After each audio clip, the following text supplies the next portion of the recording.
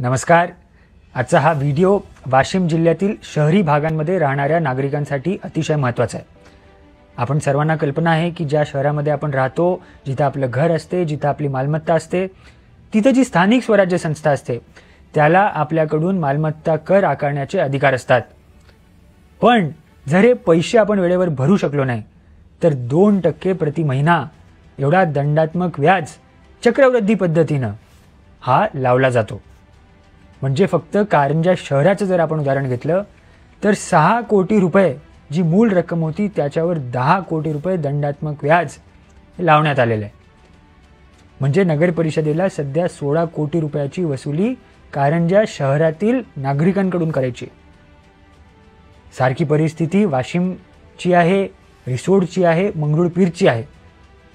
पण जर आपण दुसरीकडे अकोला महानगरपालिकेकडे पाहिलं, ठाणे महानगरपालिकेकडे पाहिलं, नवी मुंबई महानगरपालिकेकडे पाहिलं, उल्हासनगर महानगरपालिकेकडे पाहिलं, नाशिक महानगरपालिकेकडे पाहिलं, नागपूर महानगरपालिकेकडे पाहिलं किंवा इतर राज्यातील महानगरपालिकांकडे पाहिलं तर गेल्या महिन्यामध्ये मार्च महिन्यामध्ये बहुतांश महानगरपालिकांनी त्यांच्या नागरिकांसाठी अभय योजना आणली होती, ज्याच्या अंतर्गत सगळ्यांना सवलत देण्यात आली होती की फक्त तुम्ही मूळ रक्कम भरा आणि तुमचं जे दंडात्मक व्याज त्याच्यावर लावण्यात आलेलं होतं ते माफ करण्यात येईल।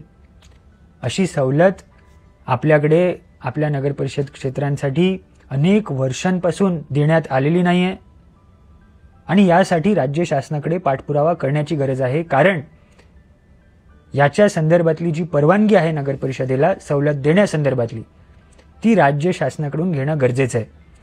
जो कायदा आहे Maharashtra municipal councils Nagar Panchayat and industrial establishments act 1965 याच्यामधला जो सेक्शन आहे 167A त्याच्या अंतर्गत नगर परिषदेला राज्य शासनाची परवानगी घेऊन असं करता येतं। आता जर आपण आपल्याच राज्यातलं जे शासन आहे जिथं बाकीच्या महानगरपालिकांमध्ये ही सवलत दिली जाते, आता महानगरपालिका म्हणजे फक्त आपल्यापेक्षाही मोठ्या शहरातले नागरिक, अजून काही फरक नाही। त्यामुळे जी सवलत तिथं उपलब्ध करून दिली जात आहे ती आपल्याकडे पण करून दिली पाहिजे। अधिवेशनामध्ये मला अपेक्षित होतं की कोणीतरी हा मुद्दा उचलेल, लावून धरेल, पण तसं काही झालं नाही।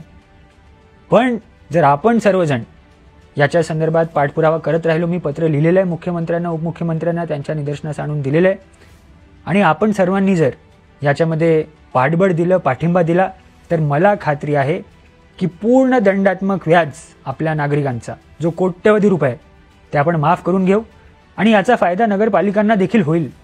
कारण मोठ्या प्रमाणावर वसुली त्यांची होईल। जे पैसे त्यांच्याकडे येतच नाही आहेत ते पैसे त्यांच्याकडे येतील आणि विकासासाठी निधी उपलब्ध होईल।